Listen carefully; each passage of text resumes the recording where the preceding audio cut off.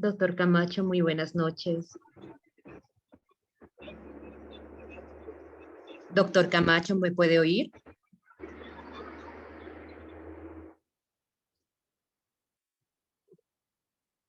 Hola, hola, hola, probando otra vez. Sí, doctor, se le escucha claro.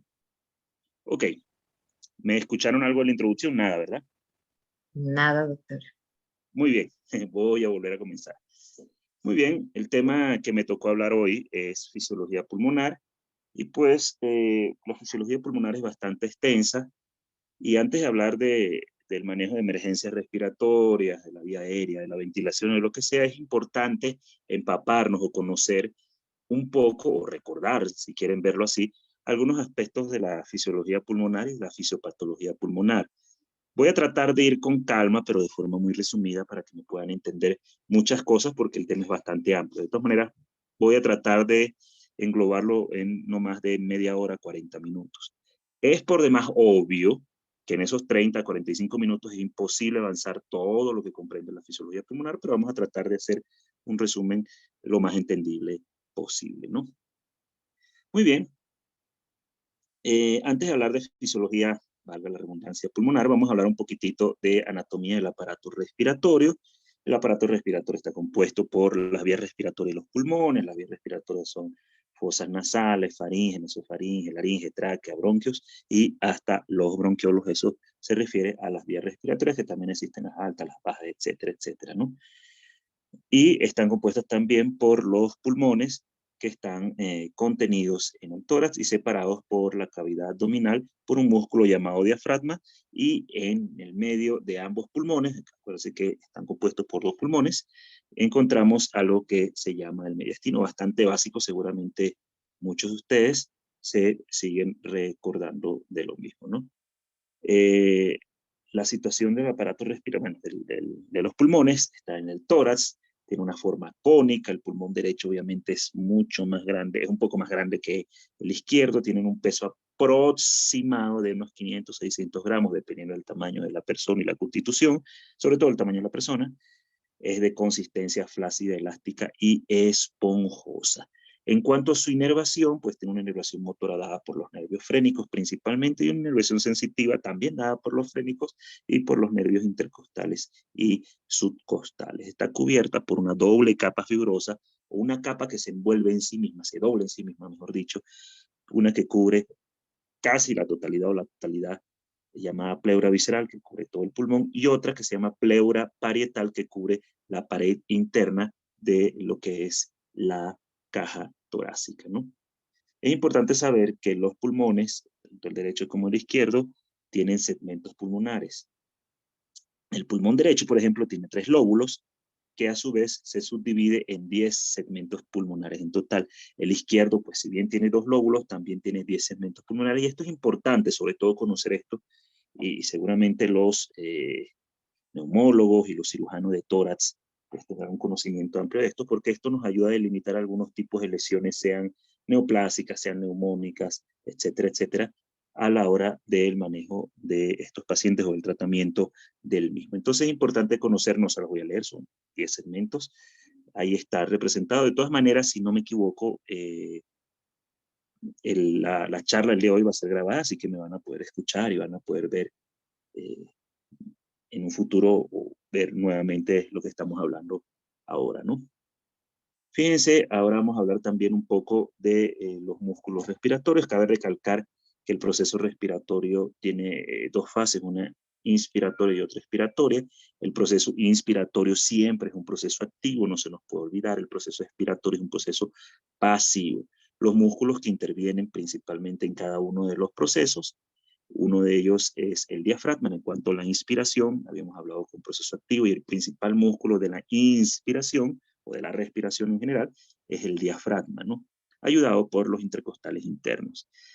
En cuanto a la expiración, hemos dicho que es un proceso pasivo, pero aún así intervienen los músculos abdominales, ¿no? Colaboran dentro de este proceso, y también los músculos intercostales externos suelen estar asociados al trabajo respiratorio como tal, ¿no? Bueno, después de esto vamos a ver un breve resumen de la irrigación. Tenemos dos tipos de irrigación en el aparato respiratorio: una irrigación nutricia y una irrigación funcional, ¿no? La irrigación nutricia está dada por la aorta, dependiente de las arterias bronquiales derechas e izquierdas, que a su vez se divide en arterias lobares y a su vez se subdivide en arterias segmentarias. Esto van a irrigar los bronquios y los bronquiolos, más no los bronquiolos terminales necesariamente. Ahora, en cuanto a la irrigación funcional, que es la que hace hacer el trabajo, valga la redundancia, del pulmón, proviene un poco del ventrículo derecho a través de su tronco pulmonar, que a su vez se subdivide en arteria pulmonar derecha e izquierda, después en arterias lobares, luego segmentarias, subsegmentarias y por último los capilares pulmonares, que es donde se va a realizar el proceso de hematosis, el intercambio de gases, ¿no? O como quieran llamarlo ustedes, la oxigenación de la sangre, que en este caso es no oxigenada o sangre venosa. Ahorita vamos a aclarar algunas cosas de esto.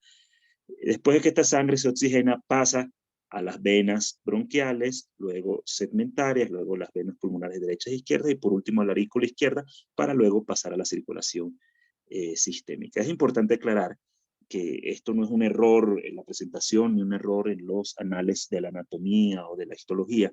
Sencillamente, contrariamente a lo que sucede en el resto del cuerpo, en el sistema menor, el sistema circulatorio menor, así es llamado este sistema, el de oxigenación, si lo quieren ver, las arterias pulmonares llevan sangre venosa o sangre no oxigenada hacia el pulmón y las venas pulmonares sacan la sangre oxigenada o sangre arterial hacia bueno, en este caso hacia la aurícula izquierda para que vaya hacia la circulación sistémica.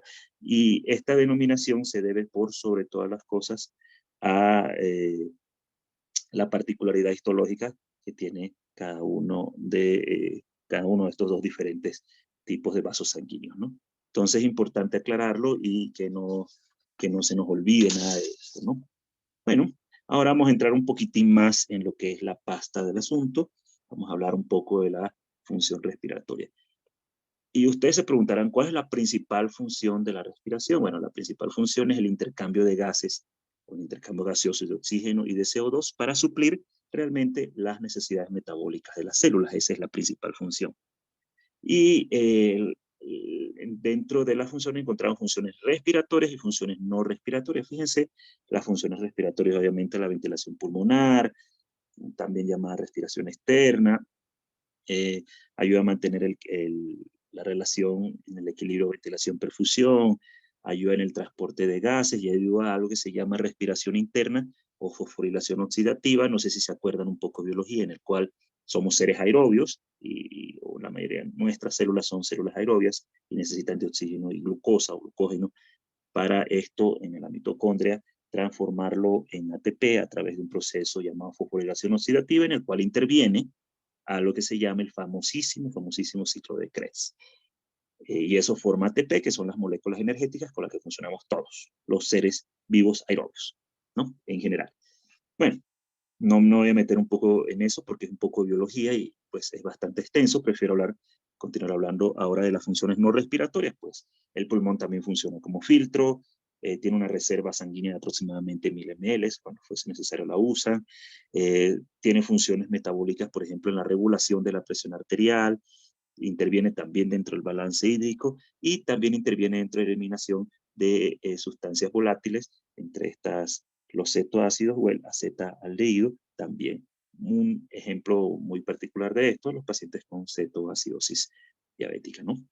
Como patología. Bueno, luego de esto vamos a pasar a las etapas de la respiración. Están compuestos por 4 etapas básicamente, según la literatura que revisé para la presentación, pues me pareció la forma más sencilla y no ha cambiado casi nada en las nomenclaturas. Pues la etapa 1 está dada por una ventilación en la cual el intercambio de aire entre la atmósfera y los alvéolos.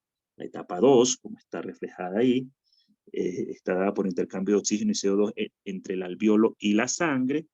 La etapa 3 está determinada por el transporte de oxígeno y CO2 entre los pulmones y los diferentes tejidos, ya sea periférica. Y la etapa 4 está dada por el intercambio de oxígeno y CO2 en la sangre y en los diferentes tejidos para, por último, producir la famosa respiración celular o el proceso que les acabo de hablar. Bueno, ahí abajo hay una representación de lo que les estaba diciendo, la glucosa más oxígeno, pues Es lo que hacemos los seres aerobios para producir energía con nuestras células, y tiene dos desperdicios, que son el CO2 y el agua, ¿no? Que el CO2 lo exhalamos a partir de la respiración. Más adelante vamos a tratar de hablar un poco de eso y aclarar algunos aspectos propios de esta área, ¿no? Bueno, la siguiente diapositiva, y realmente la puse a propósito acá, nos habla un poco de las concentraciones y presiones de los gases en la atmósfera y en el alveolo, ¿no? Y los pongo de ejemplo esto para que quede claro cómo es la situación. Bueno, fíjense, un bar representa una atmósfera, y nosotros a una presión atmosférica a nivel del mar, perdón, mejor dicho, existe un bar o una atmósfera sobre nosotros, ¿no? Y esa atmósfera tiene una presión de 760 milímetros de mercurio aproximadamente. En algunas literaturas varía un poco, pero no demasiado a lo que estamos hablando. Resulta que nosotros respiramos un aire con una concentración, de acuerdo a la altura específica, más que concentración, con una presión de oxígeno específica atmosférico. Por ejemplo, nosotros a nivel del mar solo respiramos cerca de un 21% de oxígeno, o dicho de otra forma, el aire que respiramos solo tiene una concentración de cerca de un 21%, en realidad es un 20.84%, ¿no?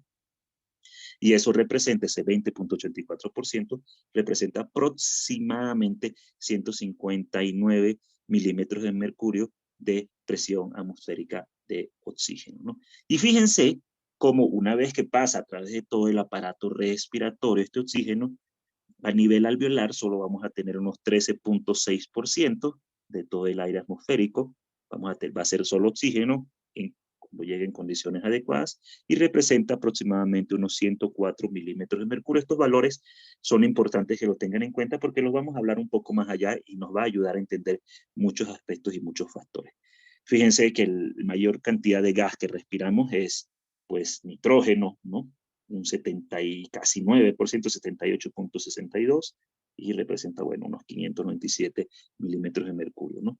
Bueno, y a nivel alveolar, evidentemente también baja, pero solo un poco el porcentaje del nitrógeno, que es un gas particular que ahorita, pues no debemos hablar de él, no estamos autorizados para hablar de él.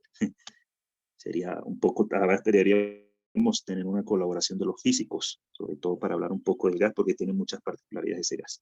Bueno, ahora vamos a hablar de algunos conceptos de importancia. Me interesa siempre, o bueno, lo hago particularmente en la mayoría de mis presentaciones, trato de hablar de algunos conceptos para que queden grabados y para que más adelante, pues, cuando hable de otras cosas, ya tengan conocimiento de lo que estamos hablando, ¿no? Yo sé que el grupo es bastante heterogéneo, me van a disculpar aquellos que son médicos con especialidades, pues, como medicina interna, neumología, o algunos terapeutas respiratorios que tienen tal vez un conocimiento un poco más amplio de la fisiología que algunos que están en etapa de pregrado formativa, ¿no? Entonces van a disculpar, pero vamos a tratar de, a medida que vayamos avanzando, profundizar un poco más para que entiendan las cosas, ¿no? Bueno, en cuanto a los conceptos, algunos conceptos de importancia, vamos a hablar de los espacios muertos. Encontramos los dos tipos de espacios muertos, el anatómico y el fisiológico. Se deben acordar muy bien, seguro cuando avanzaron fisiología. En todas las carreras, en todas las ramas de la ciencia de la salud, pues se avanza muy bien eso. Y el espacio muerto anatómico se refiere al espacio de las vías de conducción del árbol respiratorio, en las cuales obviamente no participan en el intercambio gaseoso. Y estos espacios son, por ejemplo, laringe, faringe, algunos bronquiolos, no los bronquiolos terminales, porque también se consideran áreas de intercambio gaseoso, sobre todo los muy distales, ¿no? En el caso del espacio muerto fisiológico se refiere al volumen de aire alveolar que no está implicado necesariamente en el intercambio de gases. También es identificado como el fenómeno de los alveolos ventilados pero no perfundidos, que lo vamos a hablar un poquitín más adelante porque tiene algunas implicancias en particular, ¿no? Bueno, la siguiente diapositiva nos habla sobre ventilación alveolar, y la ventilación alveolar se refiere a la renovación continua de aire o de gases a nivel alveolar. También hace alusión un poco a la velocidad con que llega el aire o los gases hacia los alveolos. Eso depende de la literatura que estén revisando y a qué está enfocada el término como tal, ventilación alveolar. Un poco repitiendo lo anterior, también hablando que el espacio muerto anatómico, ya sabemos que es el espacio de las vías aéreas, que obviamente no produce intercambio y representa aproximadamente 150 ml Acuérdense que nosotros en cada inspiración metemos un volumen aproximadamente de 400 a 500 ml, ¿no? Y de ese volumen, pues hay que restarle unos 150 ml, que son del espacio muerto anatómico, que no realizan un intercambio eficaz, porque están ahí en las estructuras que llevan el aire hacia el pulmón específicamente. El espacio muerto fisiológico también se utiliza como una medida funcional del volumen de los pulmones, que en general se asocia a que no intercambia el oxígeno ni el CO2. La difusión de los gases, en este caso el oxígeno a nivel del mar, siempre se da por concentración del gas. ¿A qué me refiero? La difusión de los gases a nivel pulmonar, y se los pongo desde ahora, siempre se da a partir de la concentración del gas, ¿no? Vamos a ir hablando a medida, y les voy a ir recalcando ese concepto a medida que vayamos pasando, ¿no? Muy bien, el CO2, perdón, es 20 veces más difusible que el oxígeno, y ese es un concepto que debe quedarnos grabados para un poco entender la situación más adelante, ¿no? En cuanto se deben acordar esto también, esto es maravilloso, las áreas de West. Muy bien, esto es algo de fisiología básica que todos hemos llevado, estoy seguro, algunos en mayor profundidad.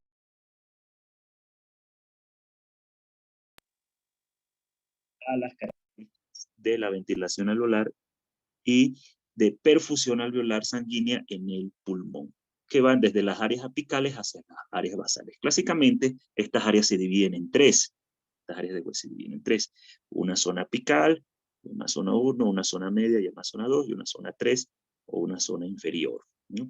Entonces, vamos a describirlos un poquitín para que entiendan. La zona 1 se refiere a un área, a una zona que está ventilada, pero no se encuentra perfundida. Dicho en otras palabras, la presión alveolar es mayor que la presión arterial. O sea, el alveolito está bien ventilado, está bien aireado, pero sencillamente, como se ve en la gráfica de la derecha, no hay perfusión.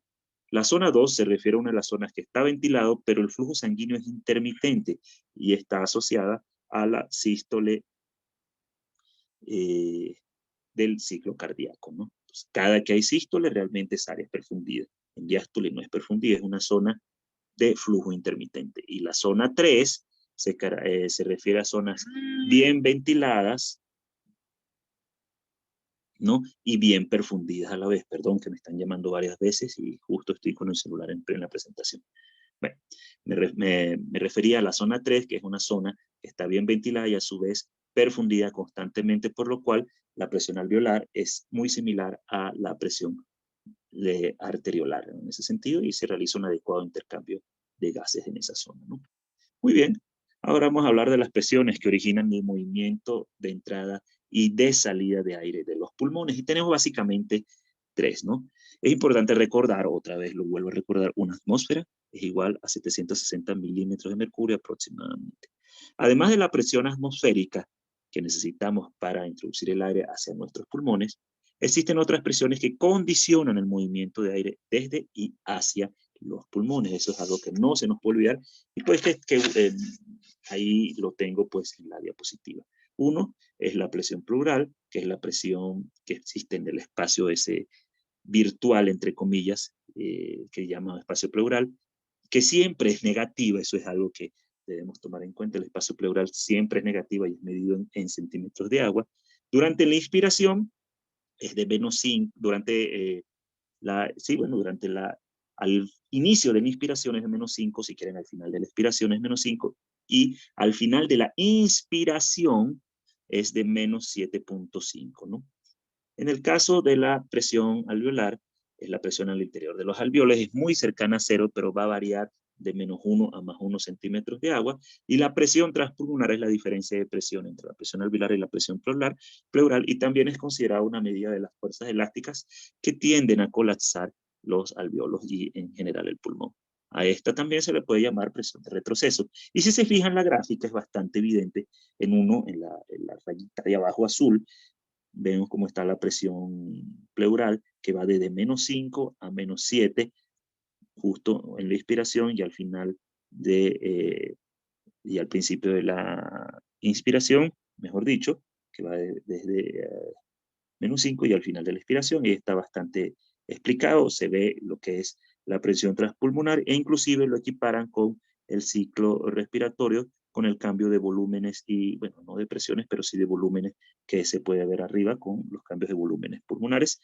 Y en la línea azul que está en el medio de todo el gráfico se observa la presión alveolar, como varía bastante poco, de -1 a +1, tanto sea en inspiración como en expiración. Es bastante sencillo de entender, pero que no se hayan enredado en esta parte, ¿no?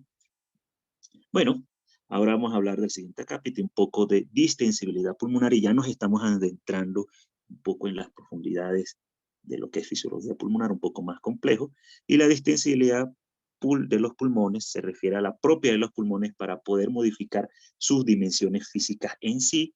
La distensión de la estructura pulmonar está condicionada por cambios de volúmenes y presiones. Las características de extensibilidad están determinadas por fuerzas elásticas de los pulmones, dadas en parte por proteínas como elastina, colágeno, que están entrelazadas entre sí. Bueno, en realidad son las dos principales que permiten esa capacidad de distenderse del pulmón. Estas, a su vez, tienen características o están determinadas por dos elementos, uno por las fuerzas elásticas del tejido pulmonar en sí mismo y otro por las fuerzas elásticas producidas por la tensión superficial del líquido que tapiza las paredes internas de los espacios aéreos en los pulmones. Y vamos a hablar más adelante de esto porque tiene un poco que ver con la tensión superficial propiamente dicho, y que vamos a aclarar el concepto y vamos a tratar de hacerles entender qué es la tensión superficial y cómo la surfactante interviene en todo esto. Vamos a hablar un poco más adelante de eso, ¿no? Bueno, ahora nos toca el siguiente punto, que es la distensibilidad del tórax y de los pulmones en su conjunto, y se refiere a la capacidad o propiedad en conjunto de los pulmones y el tórax de distenderse por volúmenes y presiones ejercidas a él mismo, ¿no? Entonces, bueno, es un poco interesante ver esto. Y fíjense cómo, por ejemplo, se constata que al insuflar el aparato respiratorio, además, la caja torácica junto con los pulmones, es necesario casi el doble de presión para que se insufle más o menos aproximadamente el mismo, o dicho de otra forma, por cada centímetro de agua de presión que le demos a la caja torácica junto con los pulmones, solo aumentará su volumen, por ejemplo, ahí como lo pongo en el ejemplo, son 110 ml de volumen. Sin embargo, si sacamos los pulmones de la caja torácica y aplicamos igual a una misma presión de 1 centímetro de agua, por ejemplo, pues el volumen aumentará hasta 200 ml, ¿no? Ese es un poco el ejemplo de la distensibilidad de los pulmones o de la capacidad de extensión de los pulmones que varía en relación a las presiones, ¿no? Muy bien, ahora vamos a hablar en la siguiente diapositiva del trabajo de la respiración. Y consiste en el esfuerzo, o el trabajo respiratorio de la respiración, consiste en el esfuerzo o la actividad para mantener o realizar una ventilación alveolar adecuada.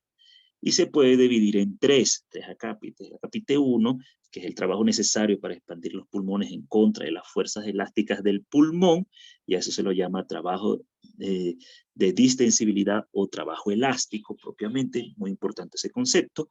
La capítulo 2 nos habla del trabajo necesario para superar la viscosidad de las estructuras pulmonares. Eso se llama trabajo de resistencia tisular. El tejido confiere en sí una resistencia hacia el paso de aire, eso es evidente. Y el último, el tercero, vendría siendo el trabajo necesario para superar la resistencia de las vías aéreas al movimiento de la entrada en sí, pues es el trabajo de la resistencia de las vías aéreas.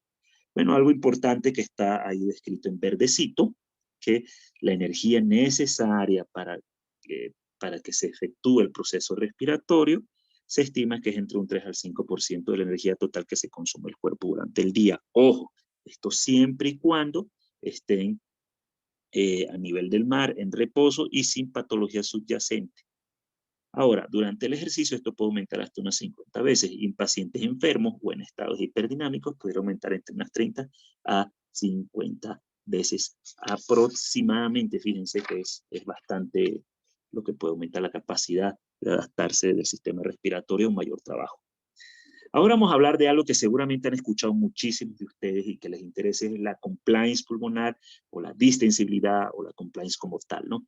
Y la compliance como concepto en sí es la fuerza que debe aplicarse para sacar un cuerpo elástico del reposo. También es definido en otros aspectos como la capacidad de extensión de un cuerpo elástico del reposo, La distensibilidad pulmonar también está determinada por los cambios de volúmenes y presiones, así que no se nos puede olvidar cuando les pregunten seguramente o se refieran a la compliance, que es la fuerza que debe aplicarse para sacar el cuerpo elástico de su estado de reposo, ¿no? O es la capacidad de distensión de un cuerpo elástico, en este caso hablando de los pulmones.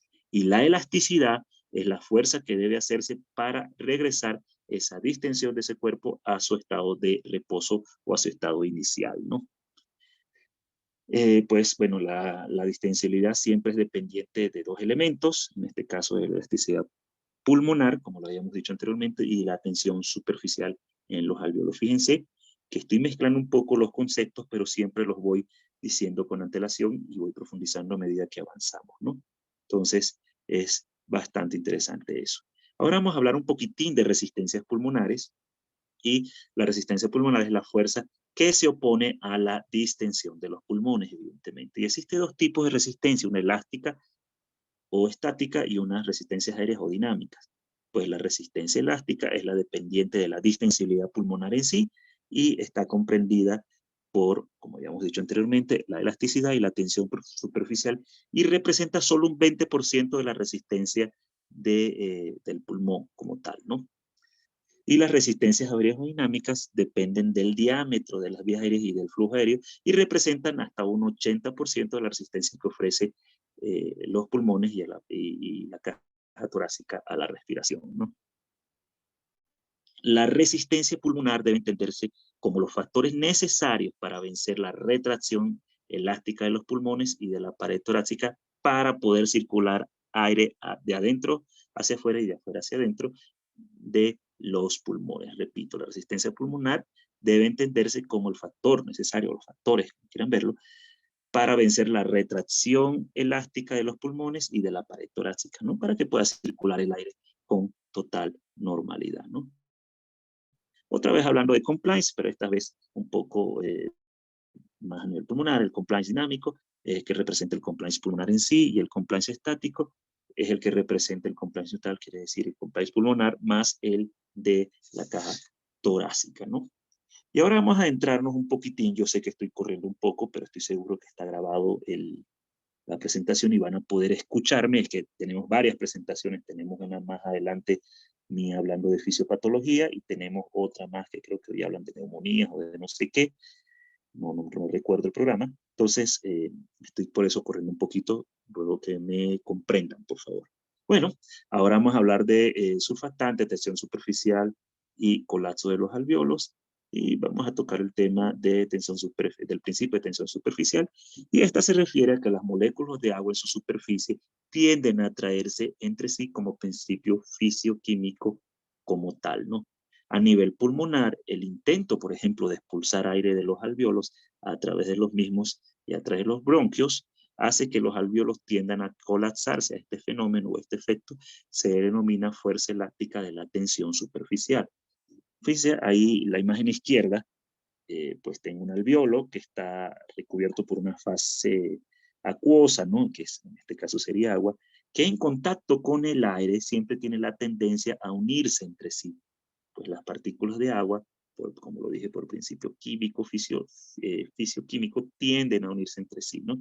Y bueno, adelantándonos un poquito a lo que tenía que hablar, la surfactante tiende a evitar eso. Entonces, ese es un poquito lo que sucede con el efecto de tensión superficial a nivel alveolar, tiende a colapsar a partir de que las moléculas de agua tienden a unirse entre sí, ¿no? Espero que me entiendan eso. Bueno, la surfactante y su efecto sobre la tensión superficial, pues la surfactante es secretada por los neumocitos tipo 2 o las células epiteliales alveolares tipo 2. La surfactante es una mezcla compleja, por ejemplo, de fosfolípidos, proteínas y iones. El fosfolípido más importante, seguro se deben acordar, difícil de memorizar, dipamitoilfosfatidilcolina, tardé un poco en memorizarlo, me acordaba todavía, pero sí es importante memorizarlo, algunas apoproteínas y sobre todo los iones de calcio. La surfactante tiene una propiedad particular que estabiliza la interfaz, bueno, el contacto, si lo quieren ver, entre el agua y la superficie alveolar, de manera que hace o disuelve, o se disuelve de manera uniforme entre el espacio alveolar, si lo quieren ver, y el agua, ¿no? Evitando así que esta propiedad fisioquímica que tiene el agua en contacto con el aire de atraer sus moléculas entre sí, permanezca activa, haciendo este efecto que se reduzca la tensión superficial de las moléculas de agua que tienen entre sí y evitando aparte el colapso de los alvéolos como tal, ¿no? Entonces, si se fijan, ahora sí mucho más representativo el ejemplo que está, la gráfica que está a mano derecha. Fíjense cómo está la surfactante que está como que entre las partículas de agua y anterior a las partículas de agua para que estas mismas no estén en contacto directo con el aire. Y durante el proceso de exhalación, como de por sí se colapsa un poco el alvéolo, pues no hagan un colapso permanente a partir de que las moléculas de agua se tienden a atraer entre sí. En realidad, esa es la principal función de la surfactante, ¿no? Evitar ese colapso, pero a partir de ese principio, disolviendo, si lo quieren ver, la particularidad que tiene el agua de atraerse entre sí sus moléculas y colocándose, si lo quieren ver, entre la interfase de aire y agua, ¿no? Es importante un poco tener el conocimiento de eso para poder entender los fenómenos a posteriori y los fenómenos fisiopatológicos que se van a ver seguramente durante el curso, ¿no? Bueno, vamos a hablar un poquitín ahora de algo que seguro todos se recuerdan, capacidades y volúmenes pulmonares, y se refiere al aire que ingresa o egresa de los pulmones y a la capacidad de pulmón de acomodar dichos volúmenes de aire que logramos ingresar, ¿no? Y fíjense, vamos a tratar de hablar de algunos, porque es aburrido, es bastante largo. Vamos a hablar del volumen corriente, es el volumen de aire que se mueve durante una respiración normal, aproximadamente es 500 ml, ya se los había dicho. El volumen de reserva expiratoria es la cantidad adicional máxima de aire que se puede expirar durante una expiración forzada. El volumen residual, el volumen de aire que cae en los pulmones luego de una expiración forzada. El volumen de reserva inspiratoria es el volumen adicional máximo de aire que se puede inspirar por encima del volumen corriente normal mediante una inspiración forzada. La capacidad pulmonar total es el volumen de aire que hay en el pulmón al final de una inspiración máxima y es la suma de la capacidad vital más el volumen residual. Ahora, hablando de capacidad vital, es la cantidad de aire que es posible expulsar de los pulmones después de haber inspirado completamente. Y la capacidad residual funcional es la cantidad de aire que queda en los pulmones tras una expiración. Se los nombro esto y no les doy más porque hay más volumen y capacidades solo para que tengan un entendimiento y para que en un futuro cuando hablen de lo mismo, capacidades y volúmenes pulmonares o alteraciones de los mismos, puedan tener por lo menos un poco de conocimiento del mismo, ¿no? Entonces, básicamente eso. Bueno, ahora vamos a hablar de la difusión de los gases y el intercambio gaseoso a nivel pulmonar. El intercambio de gases está dado, por un lado, por la difusión de los gases, por otro lado, por el transporte de los gases en sangre y, por último, por el intercambio de gases entre la sangre y las células, ¿no? Así se da la difusión de los gases y el intercambio gaseoso pulmonar. A su vez, la difusión de los gases depende de, por un lado, las características del gas o de los gases que están entrando en acción, la composición de los gases y de la estructura de la membrana alveolo-capilar, ¿no? En sí o propiamente dicho como tal, ¿no? Este gráfico y el que viene me parece maravilloso porque me ayuda un poco a explicar cómo es el proceso de hematosis o el intercambio de gases a nivel de la membrana alveolo-capilar. Ya les había dicho que la difusión de los gases, sobre todo a nivel alveolar, se da por concentración del mismo. La difusión se da por concentración de un sitio de mayor concentración a uno de menor concentración. Y fíjense el ejemplo aquí, es un ejemplo extraído bueno, mire, de un libro viejo, de 2008, ya varios años de eso, pero fíjense cómo encontramos en la arteria pulmonar, si se fijan, a su mano izquierda. Primero vamos a ver el aire atmosférico que contiene una presión de oxígeno de 159 milímetros de mercurio, y fíjense cómo está entrando al aparato respiratorio, disminuye, atravesando todo el aparato respiratorio y llegando al alveolo, disminuye a 104 o 105 milímetros de mercurio. ¿Qué pasa con la arteria pulmonar que trae sangre venosa, por cierto, sangre no oxigenada, que trae una presión de oxígeno de 40 milímetros de mercurio? Una vez que entra en contacto con el alveolo, pues, ¿hacia dónde creen que va la difusión del gas? De un sitio de mayor concentración, en este caso de oxígeno, a uno que tiene menor concentración. Entonces el gas del alveolo, el oxígeno alveolar, pasa en este proceso hacia la sangre venosa o la sangre de la arteria sangre no oxigenada de la arteria pulmonar.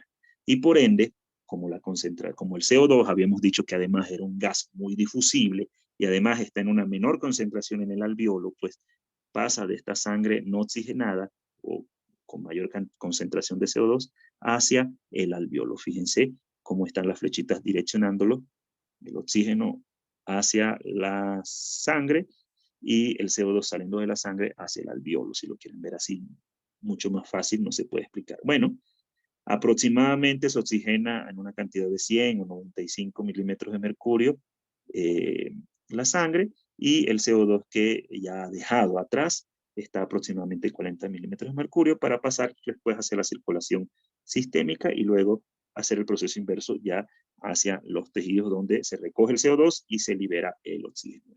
La siguiente diapositiva es un poquitín más explícita, la otra puede tener tendencia a confundir, y fíjense, es bastante fácil, es el mismo proceso, los valores varían un poquito, pero carece de importancia eso. Fíjense cómo hay una mayor presión alveolar de oxígeno en el alveolo en relación al capilar, y por ende, pues el oxígeno va a difundirse por mayor concentración de este gas hacia este capilar y va a hacer que se oxigene hasta una presión de 104 milímetros de mercurio.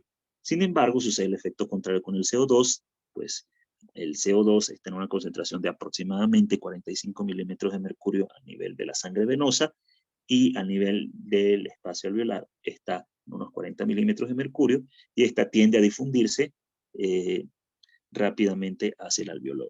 Acuérdense que el CO2 es mucho más difusible que el oxígeno, y además solo necesitamos una pequeña diferencia de 0.5 a 1 milímetro de mercurio para que el CO2 pueda difundirse entre un espacio a otro, ¿no? Es bastante interesante, y no se nos puede olvidar que la difusión de un gas, y lo repito nuevamente, depende del efecto del gradiente de concentración del gas. O sea, a mayor concentración de un gas, va a difundirse hacia el otro lado de la membrana donde tiene menor concentración del mismo, ¿no? Eso es sumamente importante. Bueno, aquí tenemos un poco hablando de la difusión de los gases, la siguiente diapositiva. Y la difusión de un gas no es más que el simple movimiento, pues, aleatorio, en algunos casos, de las moléculas a través de membranas respiratorias y los líquidos adyacentes. Como lo vuelvo a repetir, la difusión de un gas depende del gradiente de concentración, ¿no? Las presiones gaseosas en una mezcla, en este caso también conocidas como presiones parciales. Bueno, la presión de un gas es directamente proporcional a la concentración de las moléculas del gas, ¿no? La velocidad de difusión de cada uno de los gases es directamente proporcional a la presión que genera ese gas en sí mismo solo, sin acompañantes. Y a esto se le denomina presión parcial de un gas, y el concepto de presiones parciales se refiere a eso. Otra cápita de la difusión de los gases es la presión de los gases disueltas en agua en los tejidos. Y los factores que determinan la presión parcial de un gas disuelto en los tejidos son, por ejemplo, lo que habíamos hablado y reiterado varias veces, la concentración del gas determina la presión parcial del gas en una solución, y el coeficiente de solubilidad del gas sería otro de los factores que determina la presión parcial de un gas. No es lo mismo el coeficiente de solubilidad del CO2 que el oxígeno, a pesar de que tiene ciertas similitudes, ¿no? Y bueno, en cuanto a las presiones de vapor del agua, acuérdense que para que se produzca el efecto de la respiración siempre tenemos una presión de vapor de agua a nivel atmosférico. A mayor altura, menor presión de vapor de agua, a mayor altura, mejor dicho, y a menor altura pues tenemos una mayor presión. A 37 grados centígrados, la presión de vapor de agua es aproximadamente de 47 milímetros de mercurio. Eso representa una atmósfera de presión de vapor de agua, de aire humidificado, ¿no? Obviamente, a mayor temperatura, mayor energía cinética de las partículas y mayor movimiento del mismo, por lo cual puede tener cierto efecto sobre el aumento parcial de algunas presiones de agua, ¿no? Y eso es muy, pero muy interesante, ese efecto, que es un efecto en realidad físico, ¿no? Bueno, vamos a hablar ahora un poco de la difusión de los gases a través de los tejidos. Los gases de importancia en fisiología respiratoria son todos muy solubles en lípidos, y por consecuencia, pues atravesan muy fácilmente las membranas celulares. Eso entendemos el oxígeno y el CO2, ¿no? Por esto, la principal limitación al movimiento de los gases en los tejidos respiratorios es la velocidad con que los gases puedan difundirse a través del agua tisular y a través de las membranas celulares. Ya dijimos nuevamente que el CO2 es mucho más difusible que el oxígeno, ¿no? Y un dato importante, la importancia de la sustitución lenta del aire alveolar a nivel de los alveolos. Fíjense, tenemos un ejemplo abajo, ¿no? Cómo la concentración del aire va disminuyendo, la concentración de un gas va disminuyendo a medida que se van realizando ventilaciones alveolares. Pues la importancia de esto es que evita cambios súbitos a nivel de los gases arteriales, ¿no? Fíjense cómo la gráfica de abajo de la izquierda un poco representa eso, ¿no? La concentración y presión parcial del oxígeno en los alveolos. Y esta está controlada, como tal, como lo dice el concepto, por dos elementos. Uno, por la velocidad de absorción del oxígeno hacia la sangre y otro por la velocidad de entrada de oxígeno nuevo hacia los pulmones durante la ventilación. Un poquito confuso eso, pero estoy seguro que cuando lo vuelvan a escuchar lo van a entender un poquito mejor, ¿no? Ahora vamos a hablar de la concentración y presión parcial del CO2 en los alveolos. Ya nos pasamos ahora un poco hacia el CO2. Se considera que la presión de CO2 alveolar aumenta en proporción directa a la velocidad de excreción del CO2 por parte de las células. Por tanto, las concentraciones y presiones parciales de CO2, bueno, y en este caso oxígeno, están determinadas por la velocidad de absorción y excreción de los gases y por la magnitud de la ventilación en sí, ¿no? Un paréntesis entre todo esto y como dato importante, es importante recordar que existen 300 millones de alveolos con un diámetro aproximado de 0.2 milímetros, ¿no? Aproximadamente. Muy bien, y ahora vamos a hablar de la difusión de los gases a través de la membrana respiratoria y de los factores que influyen en la velocidad de difusión de los gases a través de la membrana respiratoria. Y aquí encontramos 4 básicamente que están descritos ahí. Me parece importante, yo sé que a veces tiene mucha letra la presentación y a veces marea y aburre, pero es importante para que no se les olvide. Depende pues de los factores que influyen en la velocidad de la difusión gaseosa. Dependen, por un lado, del grosor de la membrana, por otro del área de superficie de la membrana, otro del coeficiente de difusión del gas en la sustancia de esta membrana, de la sustancia de esta membrana, y la diferencia, y uno de los más importantes, es la diferencia de la presión parcial del gas entre ambos lados de la membrana. Fíjense los 4 factores que influyen en la velocidad de difusión de los gases, ¿no? Es sumamente importante eso. Bueno, ahora vamos a hablar de la capacidad de difusión de la membrana respiratoria, y esta se define como la capacidad de difusión de un gas por o a través de la membrana, y a partir de la membrana respiratoria, y esto es a partir de una diferencia de presión parcial por minuto, así se mide. Solo basta, pues ya lo dije, 0.5 a 1 milímetro de mercurio para que se produzca lo mismo. La capacidad de difusión, por ejemplo, como un dato importante extra, de oxígeno en un varón joven en estado de reposo es en promedio 21 ml minuto por milímetro de mercurio. Se conoce que el CO2 se difunde a través de las membranas celulares y a través de la membrana alveolo-capilar con tanta rapidez que la presión de CO2 medida en sangre pulmonar no es muy diferente de la presión de CO2 que podemos encontrar a nivel alveolar. Fíjense qué interesante ese dato, ¿no? Bueno, ahora vamos a hablar un poco del transporte de oxígeno y CO2 en la sangre. En sí, la presencia de la hemoglobina y de los eritrocitos permite que la sangre transporte entre unas 30, 80, hasta 100 veces más oxígeno. Por favor, apaguen el micrófono. Hola, hola, apaguen el micrófono.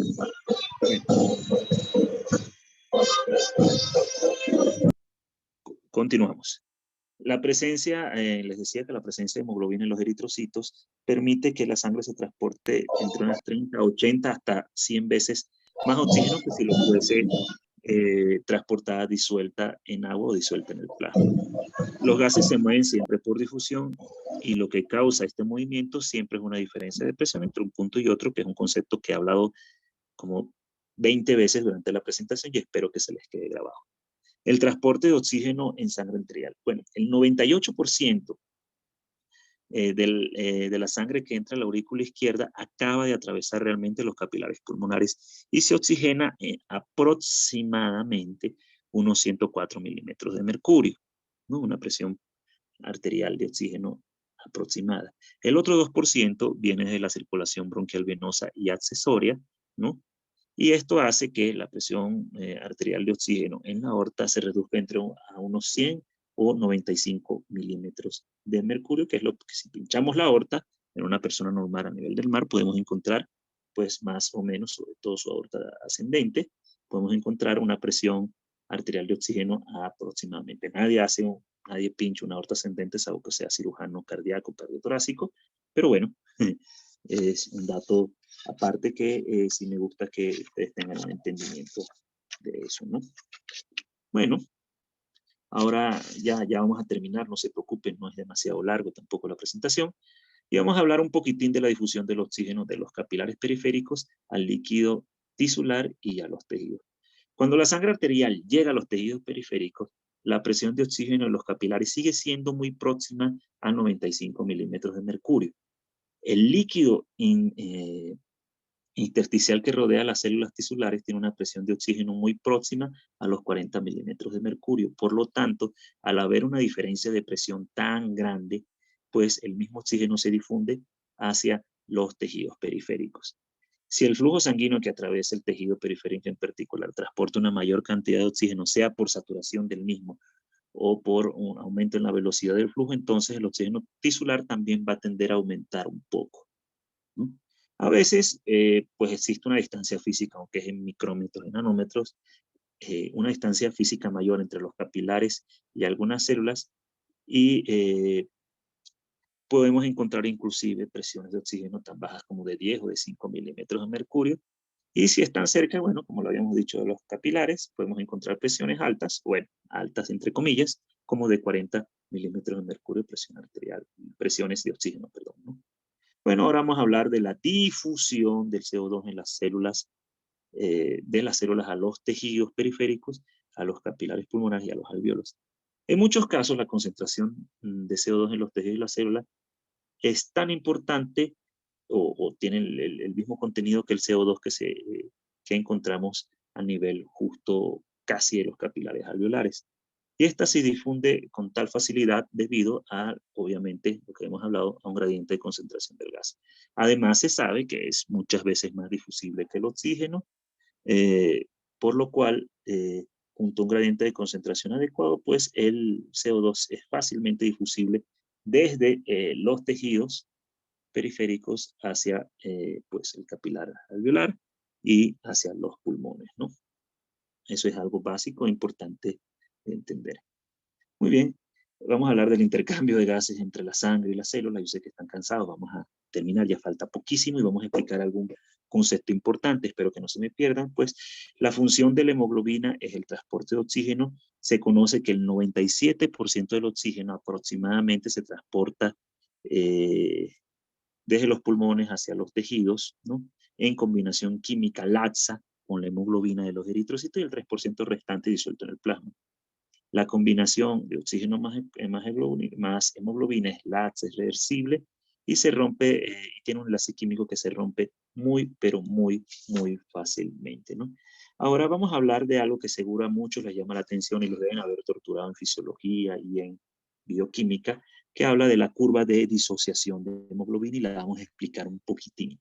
A ver, en la curva de disociación de la oxihemoglobina se demuestra que existe un aumento progresivo del porcentaje de hemoglobina unida al oxígeno a medida que aumenta la presión de oxígeno sanguíneo hasta que ésta se satura al máximo. A este proceso se lo denomina saturación porcentual de la hemoglobina. Y en realidad, fíjense, esta curva lo que trata es de correlacionar la saturación de oxígeno con la presión de oxígeno, o dicho de otra manera, representa el porcentaje de saturación de oxígeno de la hemoglobina en función a la presión parcial de oxígeno. A mayor presión parcial de oxígeno, mayor concentración del mismo. Y los factores que la modifican hacen que se desvíe hacia la derecha o hacia la izquierda en función a la presión y a la capacidad que tiene la hemoglobina de liberar o de disminuir la liberación del oxígeno, ¿no? Y aquí tenemos los factores que lo modifican. Por ejemplo, en el caso de las desviaciones está escrito, ¿no? En caso de la desviación de la curva a la derecha, pues se da sobre todo por un aumento de la concentración de los hidrogeniones, bueno, dicho de otra forma, en el caso de acidosis, por aumento de la 2,3-hidrofluoliserato, por aumento de la temperatura, por aumento del CO2. Y en el caso de que la curva se vaya hacia la izquierda, esta se da por una disminución de la concentración del ion hidrógeno, en este caso alcalosis, o por la disminución de la difosfluoliserato, por la disminución de la temperatura, o la disminución de la presión de CO2, ¿no? Todo esto se traduce en que, de acuerdo si la curva se desvía hacia la derecha o la izquierda, habrá más o menos saturación del oxígeno en la hemoglobina, por lo cual esta se afecta a dar o donar más oxígeno o retenerlo un poco más. Y ese es un dato importante cuando seguro en algún momento hablan de gasometría arterial y todo eso, ¿no? Otro dato importante a tomar en cuenta es,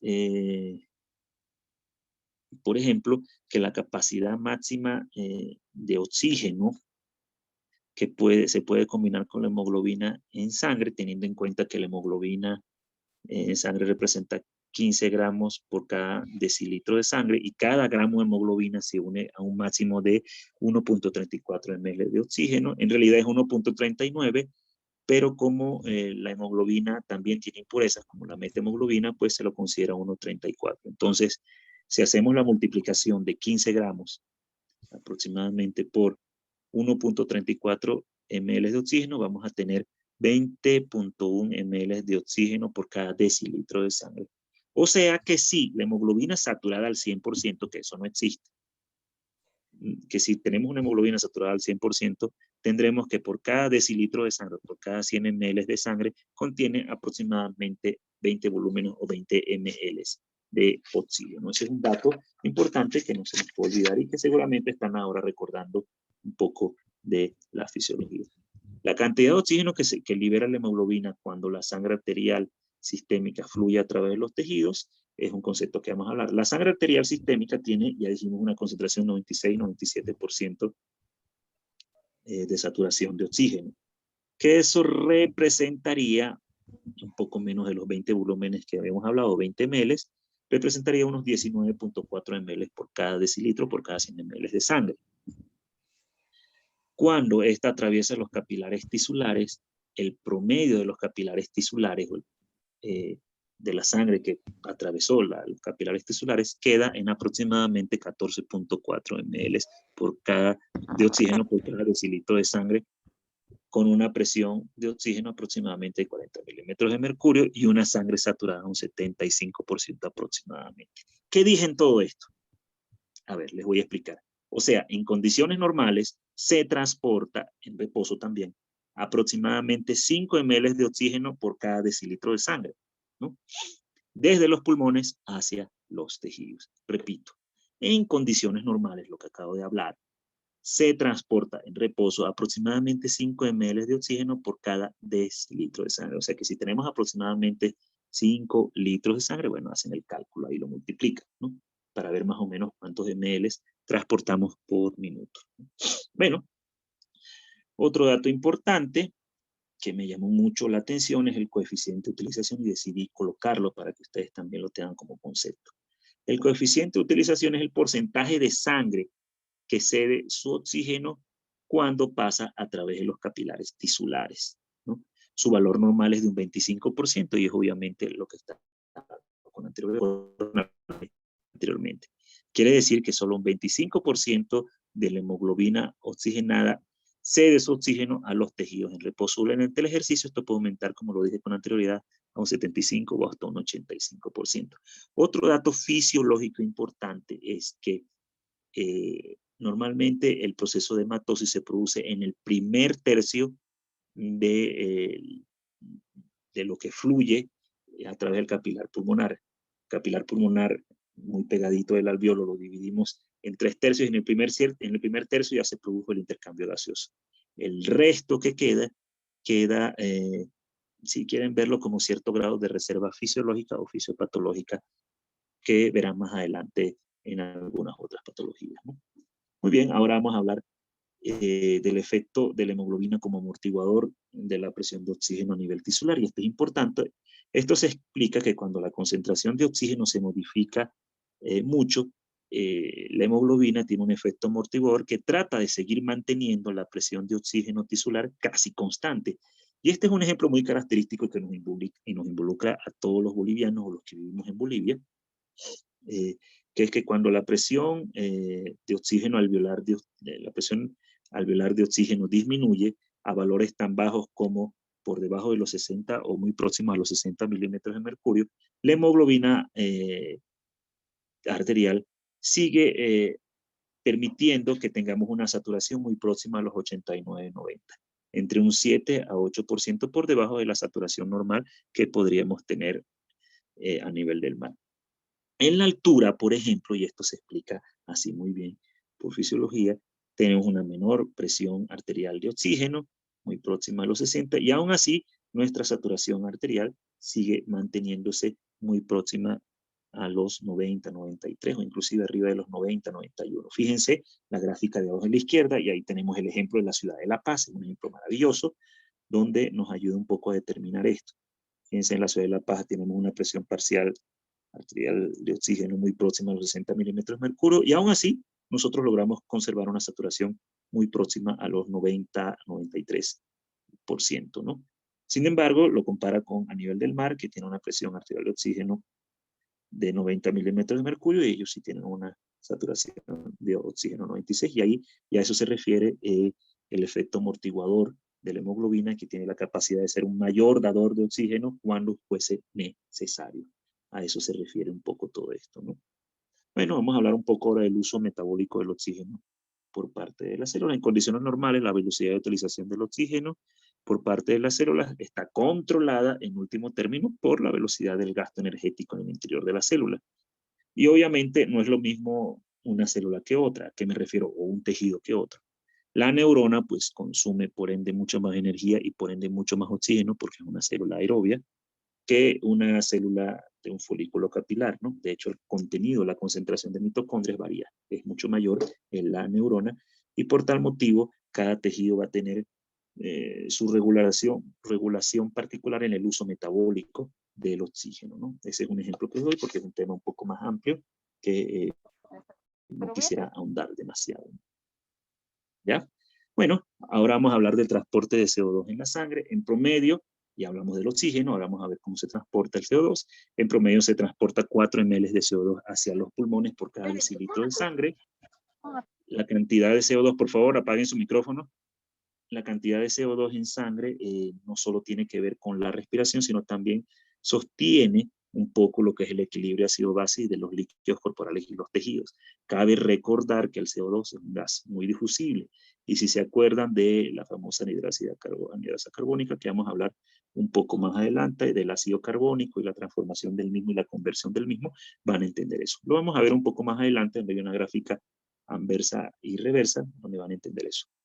Bueno, las formas en que se transporta el CO2, esto me interesa que lo sepan, fíjense, contrariamente a lo que uno pensaba, no se transporta siempre unida o toda unida a la hemoglobina, pues se transporta un 7% libre o disuelto en el plasma, fíjense, un 70% unida en forma de ion bicarbonato y un 23%, o solo un 23% unida a la hemoglobina, y eso lo vamos a explicar más adelante, ¿no? Justo en la siguiente diapositiva, fíjense.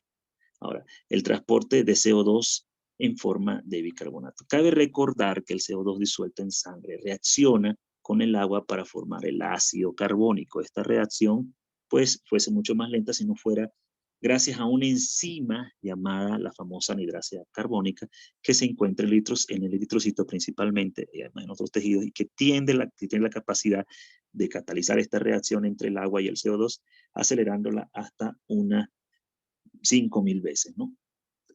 Permitiendo que se forme ácido carbono y por otro lado haya el ion bicarbonato uniéndose al hidrógeno, ¿no? Fíjense cómo hay la particularidad y cómo es verso y reverso, cómo va de ida y de vuelta el flujo de CO2 y de agua en este proceso. Por tal motivo es que el ion bicarbonato va unido al CO2 o el CO2 va unido al ion bicarbonato. Un poco la explicación química de lo que sucede. Y es por eso que representa el 70% de cómo es transportado el CO2 en nuestros tejidos, en nuestro organismo. El transporte, ahora vamos a hablar de transporte de CO2 en combinación con la hemoglobina. El CO2 reacciona directamente con el radical amino que tiene la hemoglobina para formar la carboxihemoglobina. Esta combinación realmente es muy laxa y se rompe con mucha facilidad, incluso con más facilidad que la del oxígeno, y además su difusión depende solo de una mínima variación de concentración, de gradiente de concentración del gas para que este gas se difunda hacia otro compartimiento, ¿no? Es bastante fácil, habíamos hablado de 0.5 a 1 milímetro de mercurio, ¿no? Cuando el oxígeno, por ejemplo, se une a la hemoglobina y libera CO2, este efecto se llama efecto de Haldane. Y cuando el CO2 se une a la sangre y desplaza al oxígeno, este se llama efecto de Bohr, ¿no? Un poco para terminar. Sin dar mayor explicación al asunto del efecto de Bohr o del Haldane, ¿no? Vamos a hablar ya de la última parte antes de hacer el resumen general. El efecto de Haldane tiene la capacidad de desplazar el CO2 de la sangre hacia los alvéolos y lo hace a partir de dos maneras. Uno, como la hemoglobina es más ácida y tiene una menor tendencia a combinarse con el CO2 para formar la carboxihemoglobina. Esa es una de las particularidades por lo cuales lo desplaza, o una de las dos maneras. Y la otra, la mayor acidez en sí de la hemoglobina hace que se libere un exceso de los hidrogeniones y esto permite que se una el CO2 a los iones bicarbonato para formar así el ácido carbónico que luego se disocia en agua CO2 para que el agua quede como agua metabólica y se elimine por otros medios, y el CO2 para que luego sea eliminado, pueda liberarse hacia los alvéolos a partir de la respiración, ¿no? Y por último, ya para terminar, vamos a hablar del cociente de intercambio respiratorio. En condiciones normales, el transporte de oxígeno desde los pulmones a los tejidos es de 5 ml por cada decilitro de sangre, y el transporte de CO2 desde los tejidos hacia los pulmones es de 4 ml por cada decilitro de sangre. Ese es un dato que no se nos puede olvidar. El CO2 se elimina de los pulmones en una relación de un 82% en relación al oxígeno que se capta por los pulmones, ¿no? Bueno, y eso es un poco de la fase final, o la parte final de la presentación. Todavía no he terminado, tengo un resumen, pero me parece importante lo que siempre muestro en toda mi presentación, no lo he modificado en años desde que era residente. Las dos imágenes de arriba son de la bella y hermosa ciudad de Caracas, y la imagen de abajo es la bella y hermosa ciudad de Cochabamba con nuestro Cristo. Por si se preguntan, tengo doble nacionalidad, nací y crecí en Venezuela, pero soy de padres bolivianos y vivo acá ya más de 20 años. Por eso el acento particular, ¿no? Bueno, ahora vamos a hacerle en resumen. En resumen, tenemos que la función principal del sistema respiratorio, y escuchen esto, seguro van a refrescar todo lo que hablé, es el intercambio de gases y de oxígeno. Las etapas de la respiración están dadas por la ventilación, por otro lado por el intercambio de oxígeno y CO2 a nivel alveolar capilar, por el transporte de CO2 y oxígeno hacia los tejidos, y por el intercambio de oxígeno y CO2 a nivel de los tejidos periféricos. En cuanto a los conceptos a tomar en cuenta, el espacio muerto anatómico representa el espacio de las vías aéreas y representa 150 ml, y el espacio muerto fisiológico es el aire que no realiza intercambio gaseoso a nivel alveolar. Las áreas de West se refiere a la relación de la ventilación y la perfusión que encontramos a nivel pulmonar. La zona 1, el alveolo bien ventilado, mal perfundido. La zona 2, alveolo bien ventilado y solo perfundido durante la sístole cardíaca. La zona 3, alveolo bien ventilado y bien perfundido, y esto se realiza en condiciones normales y en reposo, el proceso de trabajo respiratorio. El trabajo respiratorio es el esfuerzo, bueno, el intercambio gaseoso, mejor dicho. El trabajo respiratorio es el esfuerzo o actividad para realizar la ventilación alveolar. El compliance es la fuerza que debe aplicarse para sacar un cuerpo elástico del reposo. La elasticidad es la fuerza o la capacidad de un cuerpo elástico de regresar a su estado de reposo o su estado original. La surfactante es el elemento fundamental para evitar el colapso alveolar, además que interviene en la distensibilidad. Los volúmenes y capacidades pulmonares son de importancia para evaluar patologías pulmonares y para el manejo de la ventilación mecánica. El intercambio de gases está dada por difusión del gas, por el transporte de los gases y por el intercambio de los gases entre la sangre y los tejidos. Datos de importancia a tomar en cuenta: existen 300 millones de alvéolos con un diámetro de 0.2 milímetros cada uno, aproximadamente. La capacidad de difusión de oxígeno en un varón, joven es de 21 ml minuto por milímetro de mercurio. El 98% de la sangre que entra en la aurícula izquierda es sangre oxigenada y proviene de los capilares pulmonares. El 2% restante es sangre no oxigenada y se combina con esta sangre oxigenada y viene de las venas bronquiales. Esto reduce una presión de oxígeno de 104 milímetros de mercurio, presión arterial de oxígeno 104 milímetros de mercurio, a 100 o 95 milímetros de mercurio en la aorta. El 97% del oxígeno transportado está unido a la hemoglobina y el 3% libre.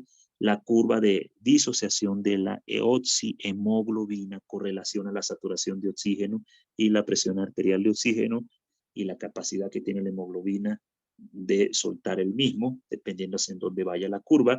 La hemoglobina saturada al 100% no existe, pero en el caso de que existiera, pues salvo que le estés dando oxígeno suplementario a tu paciente, pues representa 20.1 ml de oxígeno, hemoglobina por cada decilitro de sangre. Si la saturación de oxígeno es próxima a 97, un valor más real, entonces vamos a tener 19.4 ml de oxígeno por cada decilitro de sangre. La saturación baja luego de pasar por los tejidos periféricos y se transporta hacia sangre venosa, quedando en sangre venosa una saturación aproximada entre 70 y 75% de oxígeno, que representa aproximadamente unos 14.4 ml de oxígeno, o sea que solo se transporta 5 ml de oxígeno por cada decilitro de sangre, o solo un 25%, y a esto se le conoce como coeficiente de utilización. El coeficiente de utilización en reposo es entonces un 25%, o 5 ml de oxígeno por decilitro, como lo quieran llamar. Si la presión de oxígeno baja, el efecto amortiguador de la hemoglobina, ya lo había hablado, permite mantener una saturación muy próxima a los 90, pues la correlación sucede en la altura, no sucede a nosotros cuando vamos a la ciudad de La Paz o el Alto, porque todavía, a diferencia de los himalayos, nosotros no tenemos mecanismo de adaptación, sino tenemos mecanismo de mala adaptación a la altura. Por tal motivo sí nos afecta, propiamente dicho, ¿no? Por tal, a mayor altura, tendemos a tener una mayor frecuencia respiratoria para tratar de lavar mayor cantidad de gases y tratar de absorber mayor cantidad de oxígeno, si lo quieren ver así, ¿no? Normalmente a nivel del mar 12 a 14 respiraciones por minuto, en la altura 16 a 18 en reposo es lo que podemos contar, 14 dependiendo de la capacidad aeróbica de cada uno. El CO2 es transportado disuelto en plasma 7%, unido al bicarbonato 70% y unido a la hemoglobina 23%. Los últimos dos efectos, el efecto Aldán se refiere al desplazamiento de CO2 en sangre a partir del aumento de la concentración de transporte de oxígeno, y el efecto de Bohr es el efecto contrario en el cual aumenta el CO2 por desplazamiento de oxígeno por parte de la hemoglobina. Bueno, espero que les haya sido útil. He tratado de resumir muchísimo todo y bueno, las preguntas un poco hacia el final. Vamos a tomarnos un breve descanso de unos 15 minutos, por favor, para tomar agua y comer alguito, y continuamos con fisiopatología respiratoria, en este caso insuficiencia respiratoria. Muchas gracias. Gracias, doctor. Por favor, no se salgan del grupo. Enseguida va a volver al doctor. También pueden aprovechar para ir a tomar agüita, estirar las piernitas, ¿no? Y enseguida volvemos. Gracias.